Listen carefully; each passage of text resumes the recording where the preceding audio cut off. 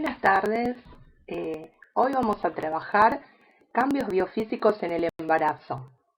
Este tema lo pueden encontrar en la unidad 6 del libro Reader en la página 79. Vamos a repasar un poquitito porque este tema está muy relacionado al anterior, que tenía que ver con los signos presuntivos, probables y de certeza. Entonces, para poder entender qué es lo que le pasa al cuerpo de la mamá cuando se queda embarazada, al cuerpo de una mujer, tenemos que, vamos a ir un poquito para atrás, al PowerPoint anterior, a la clase anterior, y vamos a hacer un pequeño repaso. Signos presuntivos, recuerdan que habíamos hablado que tenían que ver con ciertas manifestaciones subjetivas y objetivas. O sea, subjetivas porque lo va a percibir cada mujer de distinta manera. Esto de tener náuseas y vómitos, ¿sí? Estos vómitos matutinos, la micción frecuente, ir al baño a cada rato, qué le pasaba a las mamas. Podía sentirse cansada, tener desgano, somnolencia, como también tener adversión a ciertos olores. ¿Se acuerdan que hablamos de todo eso? Bien, nosotros en la clase anterior habíamos dicho que la amenorrea, ¿qué era la amenorrea? La falta de menstruación, lo habíamos puesto como un signo probable, ¿sí? Pero si nosotros ponemos a la falta de menstruación como un signo presuntivo, como lo dice el libro Reader, no está mal. ¿Por qué?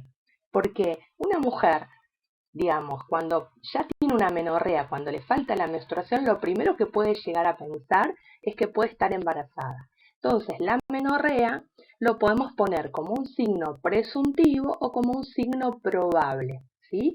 Nosotros en la clase anterior, según el libro Schwann, lo pone como un signo probable, pero puede ir la amenorrea en ambos, ¿sí? Entonces, teníamos los signos presuntivos, que eran signos más bien generales, y los signos probables eran signos más locales, ¿sí? Volvemos, la falta de menstruación. ¿Qué pasaba con el útero? El aumento del tamaño del abdomen. ¿Y eso por qué aumenta el abdomen? Porque hay algo, ¿sí?, que hace que crezca, y ese algo es el útero, ¿sí? El útero que empieza a cambiar. Después podíamos percibir el perfil fetal por palpación, ¿se acuerdan? ¿Sí? Las maniobras de Leopold. Y el cérvix, ¿sí?, que es el cuello del útero, también sufría cambios. Estos son unos ejemplos para que recordemos. Y los signos de certeza, ¿sí?, es la prueba positiva de embarazo. Acá también me detengo porque el libro Reader, por ejemplo, tiene el signo de certeza, la prueba positiva de embarazo la tiene en un signo probable. Entonces, ojo, no está mal, ¿sí? ¿Por qué? Porque una prueba positiva de embarazo, por ejemplo, un embarazo molar, me puede dar positivo si yo hago un test, porque lo que mide es la gonadotrofina coriónica humana, ¿sí? Pero es un embarazo molar, ¿sí? Eso no va a prosperar. Entonces, lo podemos encontrar, ¿sí?, como un signo probable o como un signo de certeza. Si yo hago una prueba de embarazo, ya sea por orina o por sangre, igual debo hacer o debo pedir una ecografía para confirmar, ¿sí?, que ese bebé esté bien, que se vea el saco gestacional, que se vea el embrión, que ese embrión tenga vida, ¿se entiende? Bien, otro signo de certeza era ocultar los latidos fetales, escuchar que el corazoncito ya latía, ¿sí? Recuerden que la frecuencia cardíaca fetal era de 120 a 160 latidos por minuto. Y por otro lado teníamos también que el examinador perciba los movimientos fetales. Si viene una embarazada y me dice, yo siento que el bebé se mueve, eso no es un signo de certeza, ¿sí?, porque puede estar confundida, ¿está? Ahora, si yo estoy examinando a la mujer y percibo, ¿sí?, movimientos, eso es un signo de certeza. Y después todo lo que tiene que ver con las ecografías, ultrasonidos iba a decir.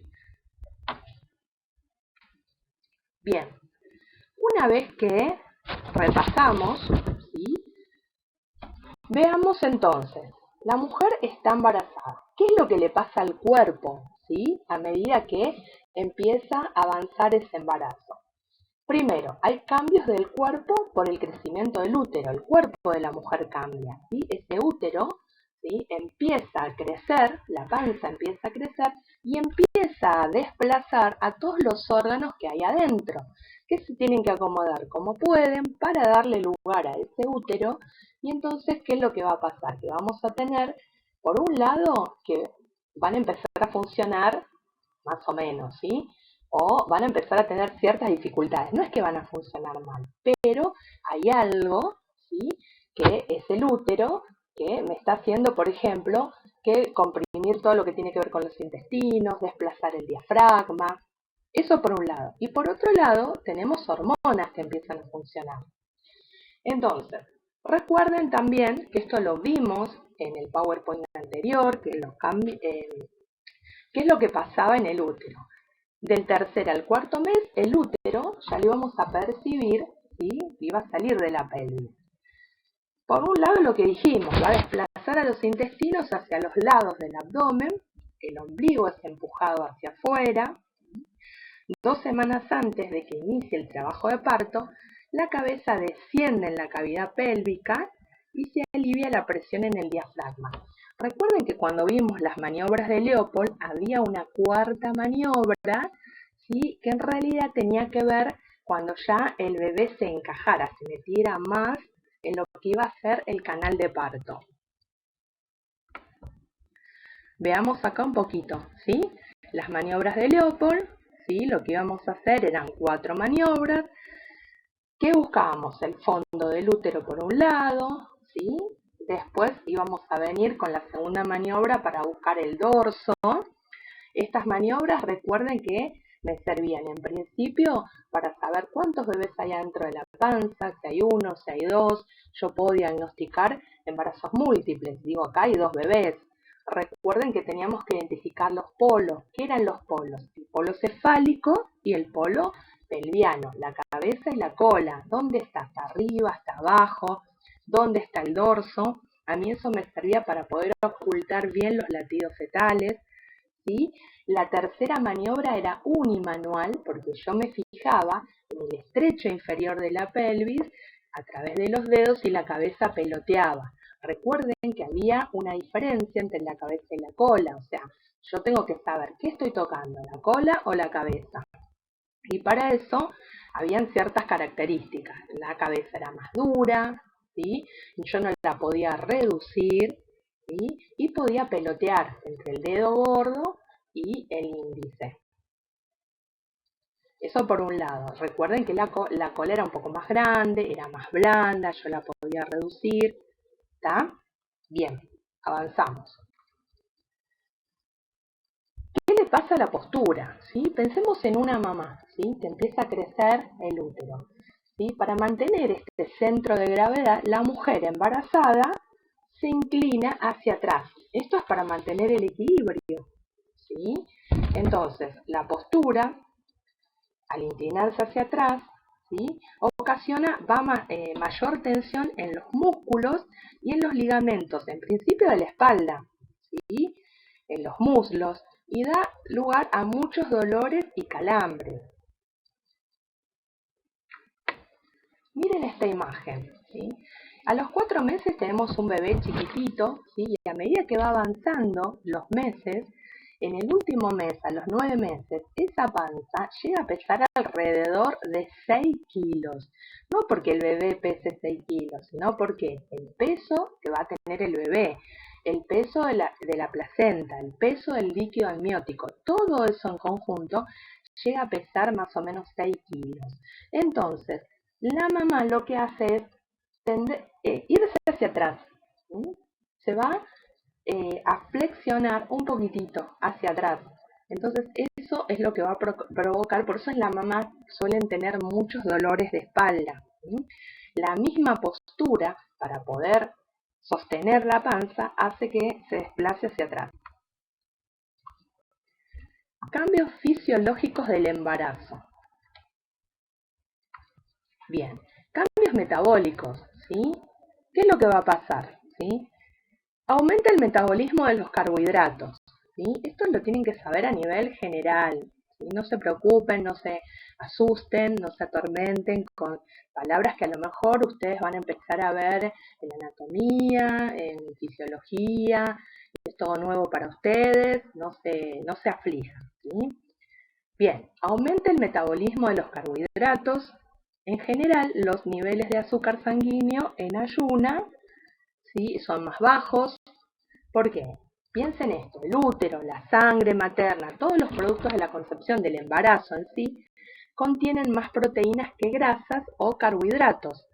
Por eso se va a observar alteraciones en varias proteínas plasmáticas. ¿Cuáles? Bueno, la albúmina va a disminuir, los niveles de fibrinógeno aumentan, los niveles de inmunoglobulina descienden ligeramente, ¿sí? Y en la última mitad del embarazo se observa un incremento de los lípidos en plasma, ¿sí? Entonces, en un laboratorio, por ejemplo, el colesterol puede estar aumentado, ¿sí? Esto no necesariamente quiere decir que la mujer tenga el colesterol alto, por ahí está relacionado con el embarazo. Por eso, luego, ¿sí?, de que nazca el bebé, es bueno repetir en estos casos que han aumentado, por ejemplo el colesterol, volver a repetir el laboratorio para saber si estaba relacionado, ¿sí?, con el embarazo, que pudo hacer que estos niveles aumenten o no, o es que verdaderamente tiene un colesterol alto. Bien, ¿qué pasa con la sangre? ¿Sí? Los cambios circulatorios. Entonces, ahí todo el organismo empieza a adaptarse a este embarazo. Todo sufre modificaciones, ¿sí? La sangre, el volumen total va a aumentar un 30%, con lo cual las necesidades de hierro también aumentan. Es notable el aumento en la producción de eritrocitos, que va a ocasionar demandas desacostumbradas en la reserva de hierro. Entonces, la anemia por déficit de hierro en el embarazo es frecuente. Puede ser necesaria la suplementación. En una mujer, ¿sí?, que está buscando un embarazo, uno le recomienda el ácido fólico. El ácido fólico es una vitamina que va a servir para prevenir malformaciones en la cabecita del bebé. Y esa vitamina la puede tomar dentro de lo que es el primer trimestre de embarazo, ¿sí? Ya después la cabecita se formó, con lo cual ya no es necesario que siga tomando ácido fólico. Hoy en día viene el sulfato ferroso más el ácido fólico, ¿sí? Entonces, nosotros decíamos que si una mujer no incorpora hierro con la dieta, ¿sí?, con su alimentación, cuando uno dice con la dieta se refiere a la alimentación, que no come cosas que sean ricas, por ejemplo, folatos, lentejas, carne, ¿sí? Puede ser que necesite que suplementemos, ¿sí?, con hierro, que se puede dar a tomar y va a tener que ver de acuerdo también a los valores, y se puede dar a modo preventivo para prevenir la anemia. No necesariamente hay que esperar que esta mujer esté anémica para indicarlo, ¿sí? Nosotros los enfermeros no indicamos medicación, recuerden, o los enfermeros no indican medicación. Como resultado de estos cambios, el corazón debe bombear un 50% más de sangre, que es lo que decía acá el PowerPoint. Las palpitaciones cardíacas son frecuentes y en los primeros meses se debe a perturbaciones del sistema nervioso simpático, y al final del embarazo se produce por la presión intraabdominal del útero aumentado de tamaño, ¿sí? Entonces, la mujer, la embarazada, puede sentir al principio como que el corazón está acelerado. Esto, cuando el embarazo es chiquito, tiene que ver, ¿sí?, con el sistema nervioso simpático, pero al final del embarazo ya va a tener que ver con que este útero, ¿sí?, que aumentó de tamaño, ¿sí?, hace una presión en el abdomen, ¿sí? Seguimos. Con respecto a la presión arterial, va a tener que ver cómo nosotros medimos la presión arterial, ¿sí? Depende de la postura que tenga esta mujer. Entonces, la presión braquial, ¿sí?, nosotros la medimos, va a ser más alta cuando está sentada. Si nosotros le tomamos la presión sentada, la braquial es más alta. En cambio, ¿sí?, si nosotros le tomamos la presión y está de cúbito lateral izquierdo, o sea, está acostada, ¿sí? En posición recostada lateral, por lo general puede descender. O puede estar más baja, no es que va a descender. ¿Esto qué quiere decir? A ver, para no confundirlo, ¿sí? Si yo le tomo la presión a una embarazada, ¿sí? Y yo siento que esta presión, yo no los quiero confundir dándoles valores, porque los vamos a ver en Materno 2, pero yo creo que está alta la presión, lo que voy a hacer es, la voy a acostar de cúbito lateral y si es posible izquierdo, voy a esperar un ratito, si es posible 20 minutos, y le voy a volver a tomar la presión. ¿Está? Recuerden, si una mamá viene en la calle, viene caminando, no descansó, yo le tomo la presión inmediatamente, seguramente, no importa la posición que tenga, le va a dar alta, le va a dar aumentada. Antes de medir la presión, yo tengo que dejar que descanse mínimo 10 minutos. ¿Sí? En el segundo trimestre, ¿sí? La presión puede descender. ¿Sí? ¿Qué es lo que pasa? A veces viene y dice, no, pero tengo la presión muy baja. ¿Está mal? No, no está mal. ¿Sí? Depende del momento del embarazo, la presión puede descender. Y es mejor que tenga presión baja y no presión alta, que es lo que puede complicar en el embarazo. ¿Sí? Cuando la mujer se encuentra en posición supina, se comprimen las venas ilíacas, cava y aorta, hay un descenso de la presión y los latidos cardíacos disminuyen. La compresión venosa del útero eleva la presión en las venas que drenan las piernas y los órganos pélvicos. ¿Sí? Esto puede traer inclusive calambres, empiezan a aparecer arañitas, empiezan a aparecer varices. Bien, veamos ahora con los cambios respiratorios. Se ocasionan por el efectos del mayor tamaño del útero. Entonces, el útero empieza a crecer, ¿sí? Y desplaza al diafragma, ¿sí? Que lo desplaza hacia arriba. El diafragma necesita irse hacia arriba para darle lugar al útero. ¿Sí? Se requiere más oxígeno porque hay, por un lado, más trabajo renal y cardíaco y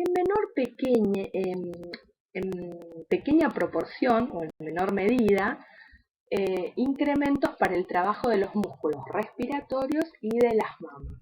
¿Sí? Pero en realidad, lo que aumenta, lo que hay más trabajo es la parte renal y la parte cardíaca. Aumenta el consumo de oxígeno en un 20%, y también la mamá puede o la mujer puede tener disneas. Cambios gastrointestinales. ¿Sí? Los primeros meses, recuerden lo que habíamos hablado en la clase anterior, en el tema anterior, ¿qué pasaba en el primer trimestre con estos signos generales? ¿Sí? Había vómitos, había náuseas, entonces había como una adversión a ciertos olores, había un apetito caprichoso, una anorexia, a veces las mujeres no tenían hambre, entonces el apetito suele disminuir en este primer trimestre. La presión ascendente del diafragma, ¿sí? Y la reducción del tono pueden retrasar el tiempo de vaciado del estómago. Recuerden, el útero se va, crece, el diafragma está comprimido, ascendente quiere decir de abajo hacia arriba. ¿Sí? Entonces, el tránsito intestinal está disminuido. ¿Sí? Es muy común el estreñimiento, en el embarazo es muy común. Todo el aparato digestivo se ve afectado por la reducción del tono y la presión del útero en crecimiento durante la gestación. Otra cosa que les suele ocurrir a las embarazadas es que empiezan a sangrar de las encías. ¿Sí? ¿Por qué? Porque se ablandan y esto hace que empiecen a sangrar. ¿Sí? Por ahí se asustan. Bien. Cambios urinarios y renales. La cantidad de orina durante el embarazo aumenta. ¿Qué es lo que le pasa a los uréteres? ¿Sí? Se distienden, ¿sí? Se distienden en una forma notable. Y el derecho, ¿sí? Más que el izquierdo. el flujo plasmático renal y la tasa de filtración glomerular aumentan un 40%.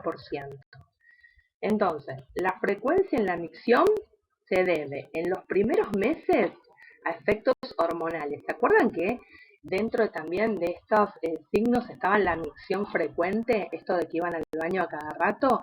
Bien, al principio del embarazo, dentro del primer trimestre, tiene que ver con cambios hormonales, pero al final del embarazo vuelve a aparecer esta micción frecuente y esto está relacionado a la presión que ejerce el útero sobre la vejiga, ¿sí? Y por último, efectos mecánicos, casi ya las últimas semanas, los últimos días, va a tener que ver en esto de la posición del bebé cuando empieza a encajarse y también presiona todo el tiempo. ¿Sí? Las infecciones urinarias en el embarazo son muy comunes, ¿sí? Es como estar resfriados también, ¿sí? En especial la cistitis son frecuentes. Ahora, ¿le puede afectar algo una infección urinaria al bebé? Bien, nosotros tenemos que pensar que por un lado tenemos el aparato urinario y por otro lado tenemos el aparato reproductor que es por donde, en el útero donde va a estar el bebé. Son dos cosas distintas, ¿sí? La infección urinaria no tiene que ver, no es una infección que le puede afectar directamente al bebé. Lo que pasa es que las infecciones urinarias me pueden ocasionar contracciones, ¿sí? Y el tener contracciones es lo que le puede afectar al bebé, ¿sí? Que quieran hacer antes de tiempo y esas cosas. Pero bueno, no nos vamos a adelantar, ¿sí? Nosotros tenemos que saber que las infecciones urinarias, en especial la cistitis, son comunes, ¿sí? Y está relacionado con éstasis de orina y vaciado inadecuado de la vejiga. Se pueden tratar, se tratan las infecciones urinarias, ¿sí? Ahora, lo que no debe una mujer es automedicarse, ¿sí? Siempre tiene que consultar con el médico, pero en el caso de necesitar se pueden dar antibióticos. Bien, cambios endocrinos, ¿sí? ¿Qué pasa con la placenta? Una vez que, digamos, que hay un embarazo, esta placenta, las vellosidades coriónicas primarias del cigoto implantado, ¿sí? Nosotros cuando hablamos de cigoto, recuerden, ¿sí? Embrión, cigoto, ¿sí? Esto ya lo vimos anteriormente. Implantado, ¿qué es lo que van a segregar? Gonadotrofina coriónica humana, ¿sí? ¿Esto para qué? Va a prolongar la vida del cuerpo lúteo y como resultado se sigue produciendo estrógenos y progesterona para la preservación del endometrio. ¿Qué era el endometrio? Recuerden el útero. Una de las capas de ese útero, una de las paredes del útero, es el endometrio. Ese endometrio todos los meses se prepara, se engrosa para recibir, ¿sí?, al óvulo en caso de ser fecundado. Si ese óvulo no es fecundado, esas paredes se van a como desarmar y es lo que es la menstruación, ¿sí? Ahora bien, si ese óvulo es fecundado, esas paredes engrosadas es donde se va a implantar, donde se van, y es como un nidito, ¿sí? Donde va a crecer, ¿sí?, ese óvulo fecundado. Yo necesito que ese endometrio se mantenga, ¿sí?, se preserve, no que caiga, porque si no voy a perder el embarazo. Entonces, bueno, por eso se siguen produciendo estrógenos y progesteronas, para preservar estas paredes del útero, ¿sí?, que es lo que me están anidando este embarazo. Bien. Recuerden también que la gonadotrofina coriónica humana aparecía en sangre y se excretaba en orina. Por eso es que nosotros podíamos hacer un diagnóstico de embarazo. Podíamos hacer un análisis de sangre o un test en orina, ¿tá? Bien, otra hormona, ¿sí?, que también acá está presente, es la hormona lactógeno placentaria. Es segregada también por la placenta, ¿sí?, y va a influir en el crecimiento de las células somáticas ováricas del feto, ¿sí? Para que crezca, y va a empezar a preparar los senos para la lactancia, va a empezar a preparar las mamas. Bien, el ovario, ¿sí? Permanece en estado de latencia. Recuerden que todos los meses los ovarios se preparaban, ¿sí?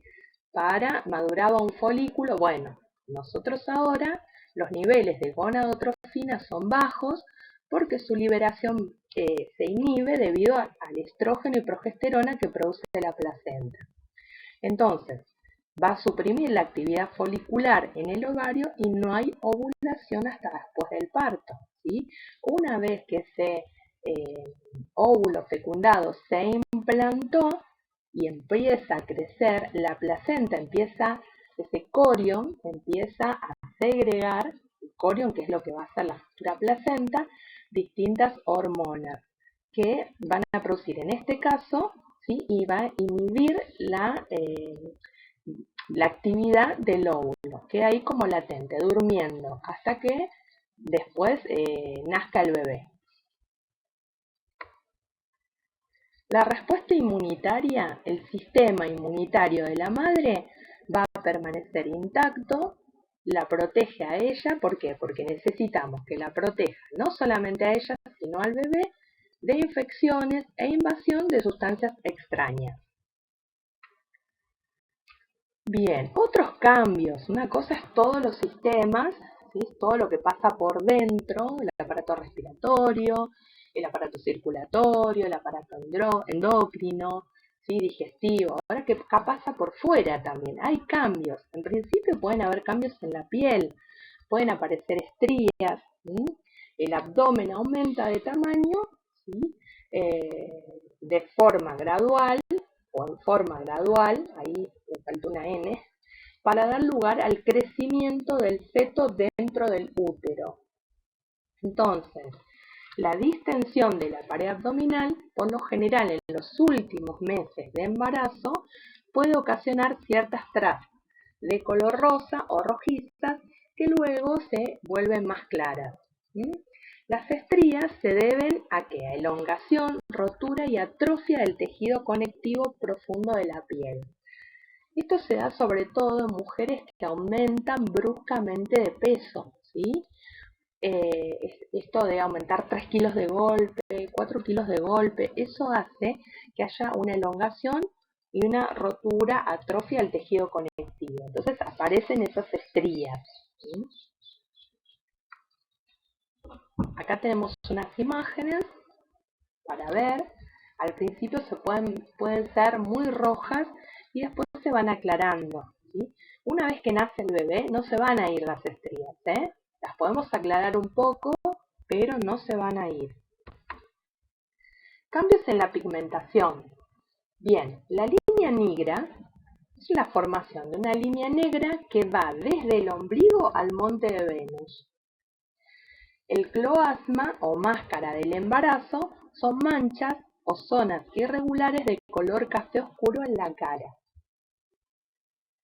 Y hemangiomas también pueden aparecer en forma de arañas. ¿Qué quiere decir? Que estos fenómenos vasculares son marcas de color rojo fuerte y tamaño diminuto que se forman en la piel y que tienen ramificaciones que proceden de un cuerpo central, como arañitas, como un cuerpo central rojo con ramificaciones. Bien, el cloasma y la línea negra nosotros lo podemos observar en mujeres que tienen tez más oscura. Acá podemos ver en estas imágenes la línea negra, ¿sí? Del ombligo al monte de Venus y distintas cloasmas o máscaras del embarazo, ¿sí? Que puede aparecer en los pómulos, en la frente. Después del embarazo esas manchas se aclaran, en algunos casos se van y en otras quedan. Bien, las glándulas sudoríparas, por último, ¿qué le pasa a la mujer? Tiene calor, empieza a sudar, ¿sí? Y esto es por un incremento en la actividad de las glándulas sebáceas, sudoríparas y los folículos pilosos, ¿sí? A ver, este aumento de la actividad de las glándulas produce mayor sudoración, ¿Y eso para qué es? Es una función que ayuda a eliminar el material de desecho. Bien, todos estos temas, ¿sí? El tema anterior, que tiene que ver con los signos presuntivos, de probabilidad y certeza, y los cambios biofísicos del embarazo, están todos relacionados. Lean tranquilos, hagan sus notas, no se aflijan, ¿sí? No se aflijan si ven terminología que por ahí todavía no le entienden. Entonces es bueno escuchar la clase, releer, tomar sus propias notas y hacer sus propios resúmenes. Espero que les haya sido de ayuda. Gracias por escucharme y nos vemos pronto.